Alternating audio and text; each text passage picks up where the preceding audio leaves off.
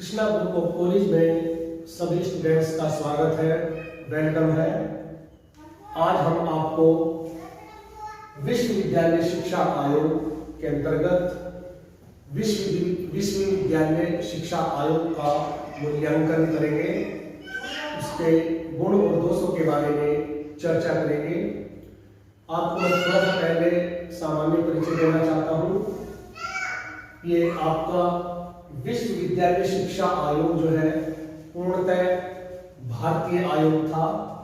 ये भारतीय लोगों के द्वारा, भारतीय विद्वानों के द्वारा गठित सर्वप्रथम एक शिक्षा आयोग था जो 1948 में गठित किया गया था और लगभग एक साल के बाद में यानी कि 1949 को इन्होंने अपना प्रतिवेदन प्रस्तुत किया था।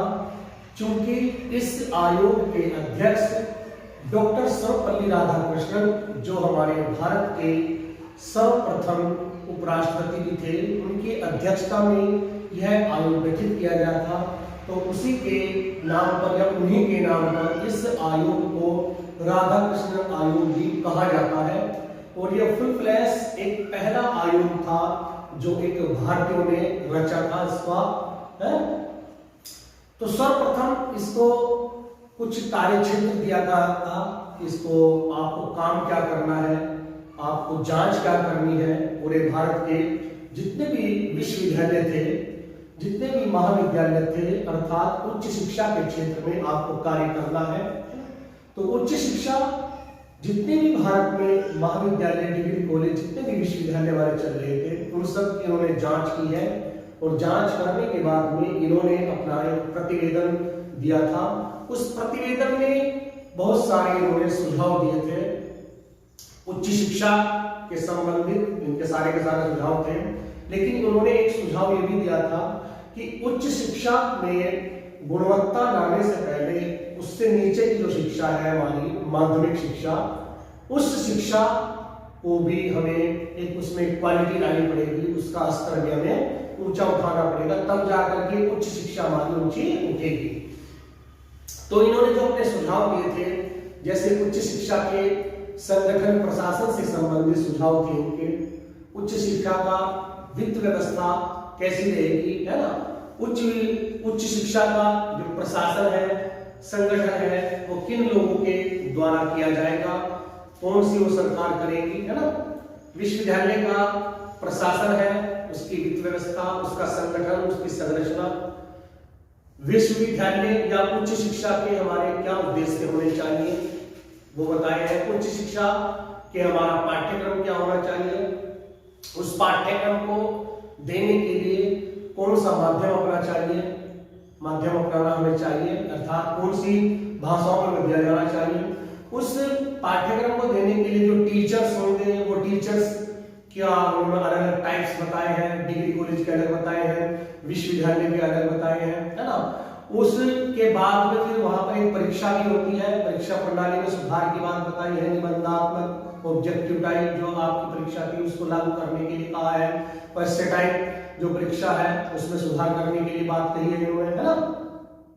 इस प्रकार से और भी बहुत सारे उदाहरण इन्होंने दिए हैं, सुझाव दिए हैं अपने स्त्री शिक्षा के बारे में सुझाव दिए हैं उन्होंने, है ना। ग्रामीणों की उच्च शिक्षा के बारे में सुझाव दिए हैं, ग्रामीणों के लिए ग्रामीण महाविद्यालय से खोलने की बात कही है, ग्रामीणों के लिए एक ग्रामीण विश्वविद्यालय खोलने की बात कही है उन्होंने, व्यावसायिक शिक्षा की बात कही है, उच्च स्तर की व्यावसायिक शिक्षा, जैसे आपकी कृषि की है, जैसे आपकी इंजीनियरिंग की है, जैसे आपकी लॉ की है, शिक्षक प्रशिक्षण है ना। इस तरह से बहुत सारी चीजें जो थी, छात्रों के कल्याण के लिए बहुत सारे प्रोग्राम चलाने की इन्होंने बात कही है। तो इस प्रकार से अगर हम कहें तो काफी उन्होंने सुधार के लिए सुझाव भी दिए हैं और उन सुझाव के आधार पर ही फिर हम इसका एक मूल्यांकन करते हैं, विश्वविद्यालय शिक्षा आयोग का मूल्यांकन। राइटर्स ने, जो किताबों के बनाने वाले हैं या जो विद्वान लोग हैं, उन्होंने ही इस सुझाव के आधार पर इसका मूल्यांकन किया है। और देखिए, कोई भी किसी भी चीज का हम मूल्यांकन करते हैं तो मूल्यांकन करते समय हम दो ही चीजों को देखते हैं कि उसमें गुण क्या है, उसमें दोष क्या है, उसमें अच्छाई क्या है, बुराई क्या है। जो हमारे लिए अच्छे सुझाव साबित है वो हम अच्छाई में लेंगे, गुणों में लेंगे, और जिनका हमारा उससे कुछ ज्यादा लेना देना नहीं है या हमारे लिए हार्मफुल है, वो लाभदायक नहीं है, तो उसको हम अच्छाइयों में नहीं गिनते, उसको बुराइयों में गिनते, दोष में गिनते हैं उसको हम। तो सबसे पहले हम इसमें गुण पढ़ेंगे कि कौन कौन से इन्होंने गुण है इस सुझाव के अंतर्गत। पहला गुण है इसमें कि विश्वविद्यालय शिक्षा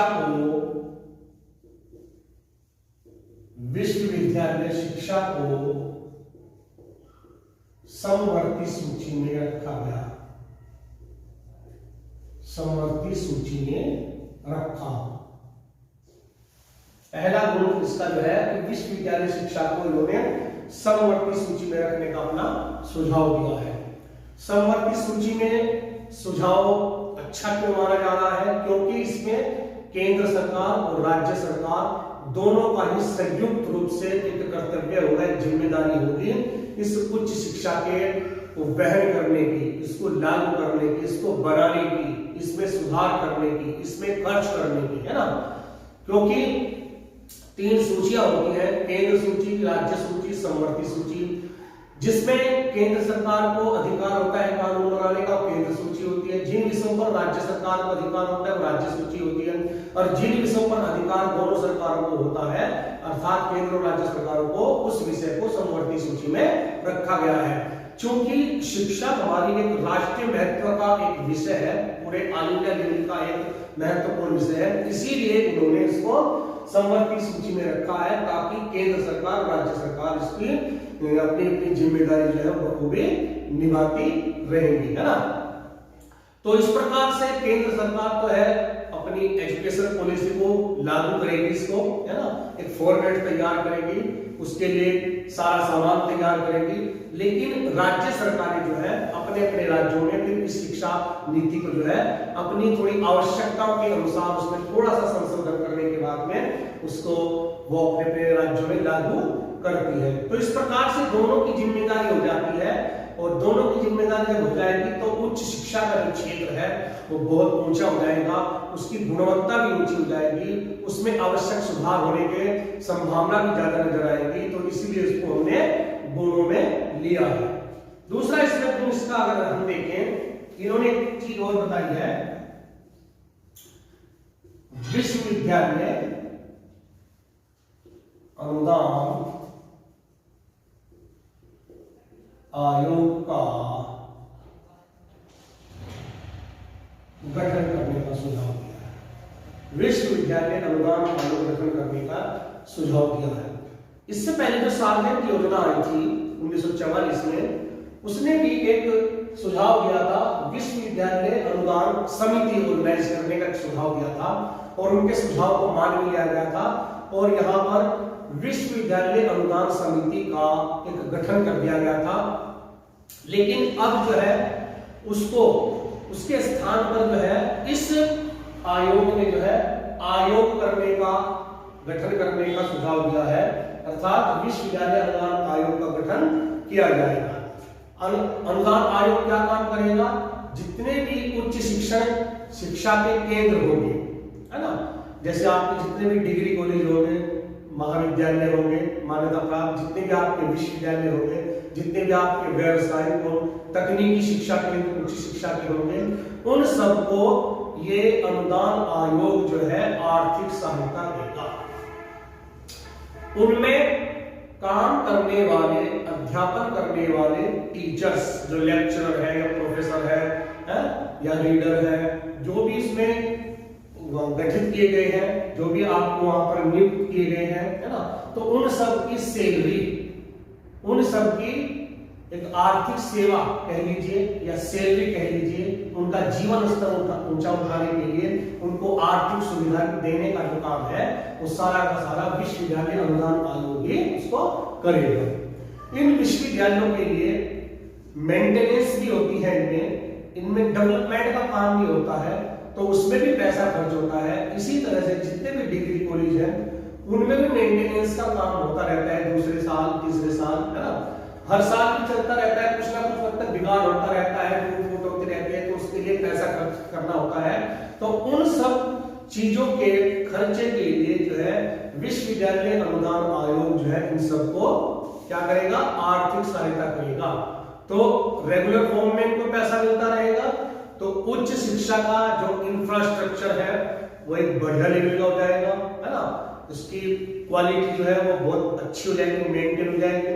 टीचर्स को जो है सैलरी अच्छी रेगुलर रूप में मिलेगी, तो टीचर्स भी जो है अच्छे टीचर जो है क्वालिफाइड जो है टीचर्स, अनुभवशील टीचर्स जो है इन शिक्षा केंद्र की तरफ जो है या शिक्षा अभिवृद्धि की तरफ, शिक्षा व्यवसाय की तरफ जो है वो भी मूव करेंगे। जो अच्छी ठीक ठाक उनको सैलरी मिलेगी तो वो भी अध्यापन कार्य के लिए इस क्षेत्र की तरफ बढ़ेंगे, अदरवाइज तो दूसरे क्षेत्र की तरफ बढ़ रहे थे, है ना।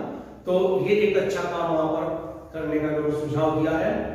और 1953 में जो है उसको मान में लिया गया है, जो विश्वविद्यालय अनुदान समिति थी उसके स्थान पर विश्वविद्यालय अनुदान आयोग का गठन कर दिया गया है।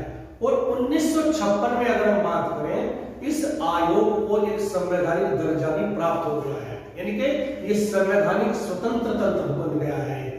तो अपने जो इनके रूल रेगुलेशन है, नियम है, ये खुद ही बनाते हैं, तो ये एक स्वतंत्र एक संवैधानिक दर्जा प्राप्त संस्था बन गई है। तीसरा इसमें अगर हम सुझाव इनका देखते हैं, गुण देखते हैं, विश्वविद्यालयों एवं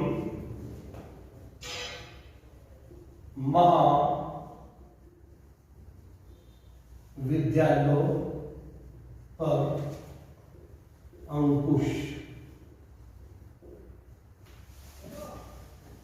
विश्वविद्यालयों और जितने भी महाविद्यालय हैं उन पर अंकुश लग रहा है, वो एक स्वच्छंद होकर वहां पर कार्य नहीं कर पा रहे हैं। एक स्वतंत्रता होती है, एक स्वच्छंदता होती है।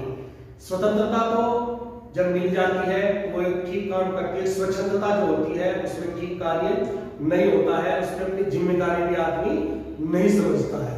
तो इसमें इन्होंने बताया है कि आयोग ने विश्वविद्यालयों और उनसे संबद्ध जितने भी महाविद्यालय थे उनके एक तो कार्य दिवस निश्चित कर दिए, यानी कि 365 दिन होते हैं एक साल में, तो 180 दिन का कार्य दिवस कर दिया गया है कि 180 दिन जो है अध्यापकों को पढ़ाना ही पढ़ाना है।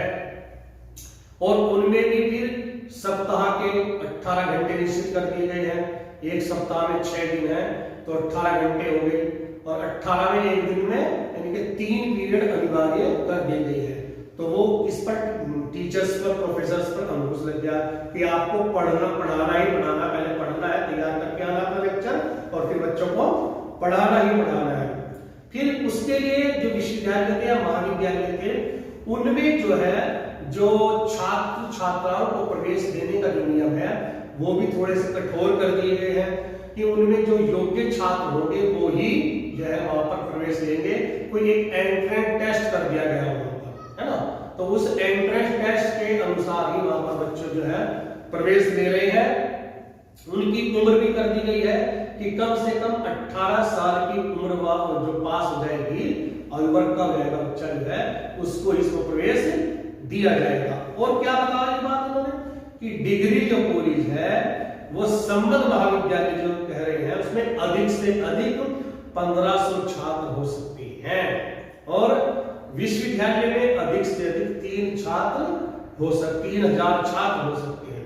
यानी कि जो एक आपका डिग्री कॉलेज है उसमें 1500 छात्र बताए हैं, और एक विश्वविद्यालय है उसमें अधिक से अधिक 3000 छात्र की संख्या उसमें निश्चित कर दी गई है। तो इससे ज्यादा एक आप वहां पर प्रवेश नहीं ले सकते हैं। तो उन डिग्री कॉलेज पर और विश्वविद्यालय पर भी वहां पर अंकुश लग रहा है, और इस प्रकार से वहां पर जो पढ़ने पढ़ाने का माहौल है वो भी एक अच्छा विकसित हो रहा है, और जो शिक्षा के उद्देश्य है वो भी वहां पर एक वांछित रूप से उनकी प्राप्ति के लिए जो प्रयास किया जा रहा था उसमें एक अच्छी उनको प्राप्ति की संभावना वहां पर महसूस की जा रही है। तो ये भी एक अच्छा गुण इसका मान सकते हैं। और चौथा गुण इसमें हम मान सकते हैं शिक्षण स्तर में सुधार। शिक्षण स्तर में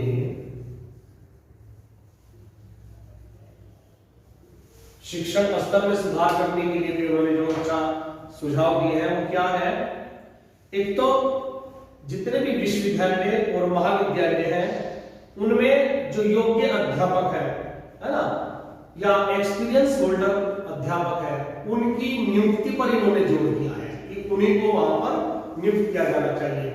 और इसके लिए एक सुझाव दिया है कि जब टीचर्स की सैलरी अच्छी बढ़ेगी, वेतनमान अच्छा बढ़ेगा, उनकी कुछ और आर्थिक उनको सुविधाएं मिलेगी, तो इस अभिवृद्धि की तरफ जो है एक अच्छे क्वालिफाइड टीचर जो है, जीनियस जो है, योग्य टीचर जो है, वो भी इस तरफ आएंगे, इस व्यवसाय की तरफ आएंगे। तो वहां पर आपको योग्य टीचर्स को मिल जाएंगे और योग्य छात्रों को प्रवेश देने का भी इसमें उन्होंने सुझाव दिया है।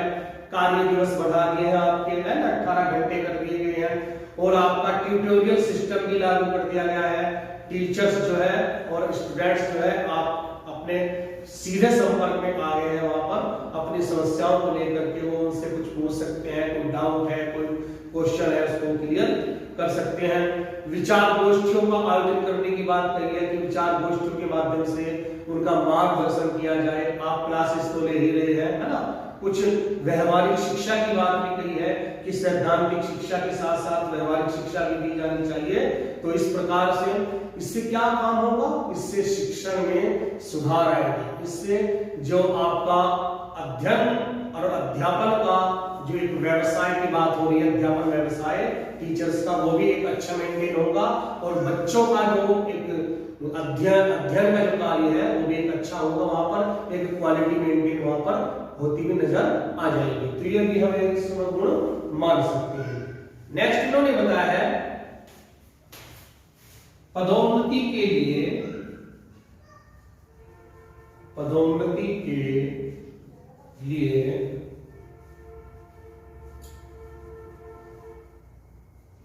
योग्यता अनिवार्य।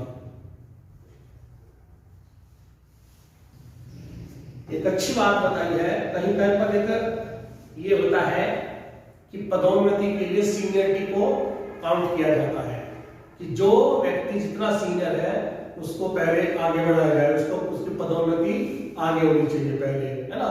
जैसे आपके काफी सारे पुराने जो टीचर्स रखे हुए होते हैं उनको प्रधानाचार्य बना देते हैं, उनको प्रिंसिपल बना देते हैं, और जो योग्य और काबिल जो प्रोफेसर होते हैं, टीचर होते हैं, वो नीचे ही रह जाते हैं, तो वहां पर सीनियरिटी काउंट हो जाती है।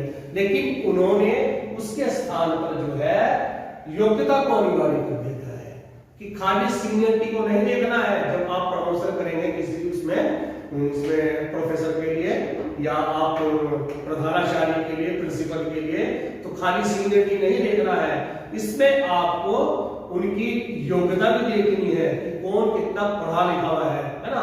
उसके साथ साथ में उनका रिसर्च वर्क भी देखना है, शोध कार्य भी देखना है, उनकी अभिवृत्ति भी देखनी है ना, उनके कार्य करने की शैली भी देखनी है। तो इस प्रकार से कई चीजों को आप काउंट करने के बाद में तब पदोन्नति करेंगे। अदरवाइज जो है सीनियरिटी के साथ साथ पदोन्नति करेंगे तो एक अच्छा रिजल्ट सामने नहीं आएगा। एक काबिल व्यक्ति जो है पीछे रह जाएगा और जो एक सामान्य व्यक्ति वो आगे आ जाएगा। तो ये भी एक शिक्षण प्रवृत्ति की या शिक्षण प्रणाली की एक अच्छी हम गुण उसको मान सकते हैं। नेक्स्ट इसमें इन्होंने बताया है छात्र छात्राओं के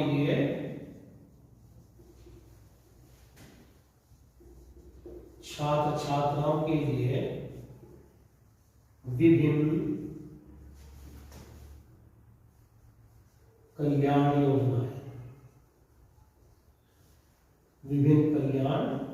योजनाएं,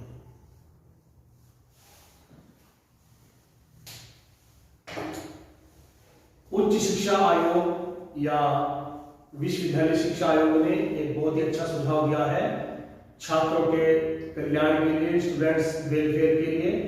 उन्होंने विभिन्न प्रकार की छात्र कल्याणकारी योजनाएं चलाने का सुझाव दिया है। जैसे छात्रों के कल्याण हेतु छात्र कल्याण बोर्ड गठन का एक सुझाव दिया था।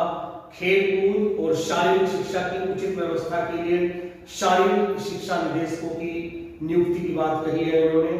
छात्रों की समस्या, उन समस्याओं का समाधान निकालने के लिए छात्र अधिष्ठाताओं यानी कि डीन ऑफ स्टूडेंट्स इसके गठन की बात कही है इन्होंने। छात्रों के लिए उचित मूल्य पर मध्याह्न भोजन की बात कही है और उनके छात्रावासों की व्यवस्था की बात कही है। तो एक शिक्षा प्रणाली के गुण ही हो सकते हैं कि छात्रों को कल्याण करने के लिए छात्र कल्याण बोर्ड बना दिया गया है। वो अपनी कोई भी उनकी समस्या हो सकती है, कोई भी व्यक्तिगत सामाजिक पढ़ाई से संबंधित या सार्वजनिक कोई समस्या हो सकती है, उसका समाधान जो है वो छात्र कल्याण बोर्ड कैसे निकालेगा। शारीरिक शिक्षा निदेशक की व्यवस्था की बात करी है, उनकी नियुक्ति की बात करी है कि बच्चों का जो है एक चिकित्सा होनी चाहिए उनकी रेगुलर समय पर, जब वो आते हैं प्रवेश होता है तब उनकी चिकित्सा होनी चाहिए, है ना। और बीच बीच में उनकी चिकित्सा होनी चाहिए, उनको शारीरिक शिक्षा के टिप्स दिए जाने चाहिए, उनको खेल कूद के टिप्स दिए जाने चाहिए, उनको आगे बढ़ाने के कुछ इस तरह के टिप्स दिए जाने चाहिए। तो ये भी हम इसका गुण मान सकते हैं। और विभिन्न प्रकार की व्यावसायिक शिक्षा के बारे में बताया है उन्होंने, है ना। तो विभिन्न प्रकार की व्यावसायिक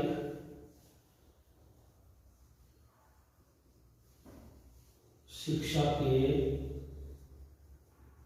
बारे में जानकारी दी या सुझाव दिए।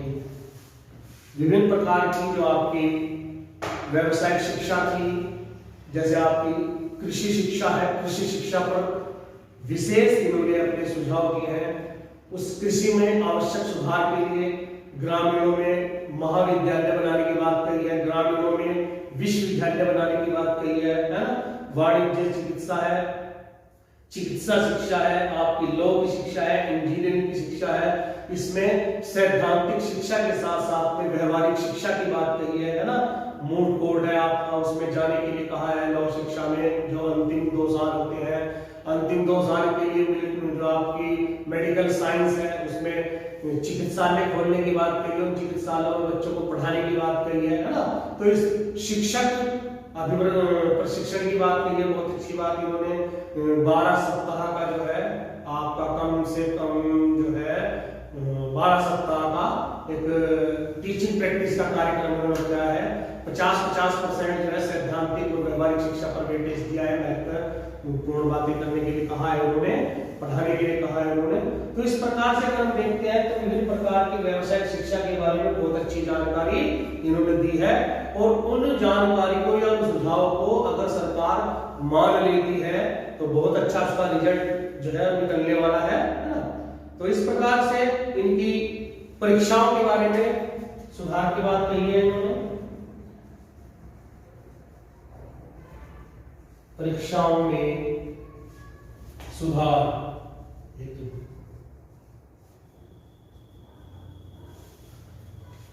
जो परीक्षा चली आ रही थी उनमें खाली निबंधात्मक परीक्षाएं होती थी।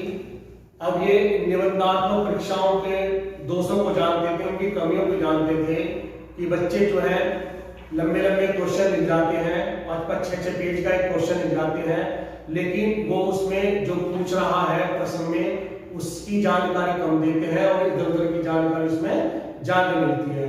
तो उन दोषों को दूर करने के लिए उन्होंने कहा है कि इनमें वस्तुनिष्ठ परीक्षाओं को भी सम्मिलित किया जाना चाहिए। ऑब्जेक्टिव टाइप आंसर जो है होते हैं या ऑब्जेक्टिव टाइप जो हमारे एग्जामिनेशन होता है उनको भी ऐसे टाइप एग्जाम के साथ में जोड़ देना चाहिए, उसका समायोजन कर देना चाहिए, अर्थात हमारी परीक्षाओं में कुछ ना कुछ सुधार होना चाहिए।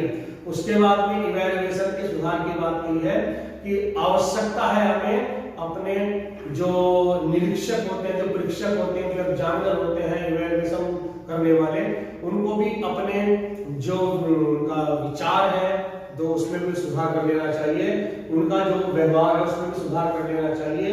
वो किसी बच्चे से विशेष प्यार की बात न करके, विशेष द्वेष भावना की बात न करके, वो एक निष्पक्ष भाव से कॉपी को चेक करना उनको आना चाहिए।